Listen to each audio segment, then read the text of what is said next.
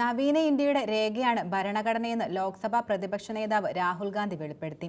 ഗാന്ധിയുടെയും നെഹ്റുവിന്റെയും അംബേദ്കറിന്റെയും ഒക്കെ ആശയങ്ങളാണ് ഭരണഘടനയിലുള്ളതെന്നും രാഹുൽ ഗാന്ധി തുറന്നു പറഞ്ഞു.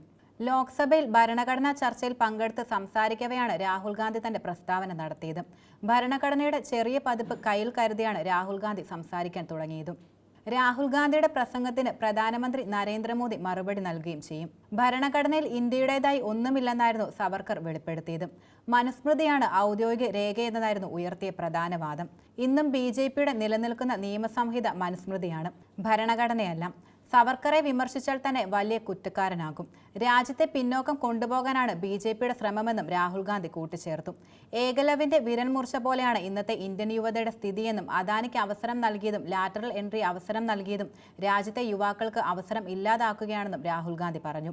കർഷകരുടെ വിരൽ മുറിക്കുകയാണ്, ഇന്നത്തെ മുദ്രാവിരൽ നഷ്ടപ്പെട്ട കൈയാണ് നിലനിൽക്കുന്നത്.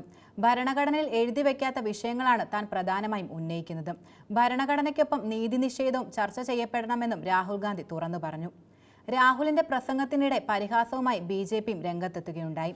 ഇതിനെ പ്രതിഷേധിച്ച് KC വേണുഗോപാൽ MP ഇടപെട്ടതോടെ KCയെ സ്പീക്കർ വിമർശിക്കുകയും ചെയ്തു. UPയിൽ BJP ഭരണമാണെന്നും അവിടെ മനുസ്മൃതിയാണ് പിന്തുടരുന്നതെന്നും രാഹുൽ ഗാന്ധി ചൂണ്ടിക്കാട്ടി. ഹസ്രത്തിലെ അതിജീവിതയുടെ കുടുംബത്തെ ഭരണ സംവിധാനം ഒറ്റപ്പെടുത്തുകയായിരുന്നു. രാഷ്ട്രീയ, സാമൂഹിക, സാമ്പത്തിക തുല്യത ഇല്ലാതാക്കുകയും ചെയ്തു. ജാതി സെൻസസ് കൊണ്ടുവരാത്തത് തുല്യതയില്ലായ്മയുടെ യഥാർത്ഥ തെളിവാണ്. ഇന്ത്യ സഖ്യം ജാതി സെൻസസ് കൊണ്ടുവരുമെന്നും രാഹുൽ ഗാന്ധി തുറന്നു പറഞ്ഞു. രാഹുൽ ഗാന്ധിയുടെ പ്രസംഗത്തിനെതിരെ അനുരാഗ് താക്കൂറും രംഗത്തെത്തിയിരുന്നു. രാഹുൽ ഗാന്ധിക്ക് ഭരണഘടനയെക്കുറിച്ച് ഒന്നും അറിയില്ലെന്നായിരുന്നു അനുരാഗ് താക്കൂർ പറഞ്ഞത്. എന്നാൽ പ്രിയങ്ക ഗാന്ധിയുടെ പ്രസംഗം കഴിഞ്ഞ ദിവസം വലിയ തോതിൽ ശ്രദ്ധ നേടിയിരുന്നു.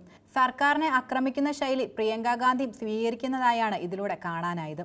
പ്രിയങ്കയുടെ പ്രസംഗം BJP അംഗങ്ങൾ തടസ്സപ്പെടുത്തിയിരുന്നില്ല എന്നതും വളരെയേറെ ശ്രദ്ധേയമായിരുന്നു. എന്നാൽ ഇന്ന് രാഹുൽ ഗാന്ധി സംസാരിക്കുന്നതിനിടെ BJP വിമർശനവുമായി രംഗത്തെത്തി.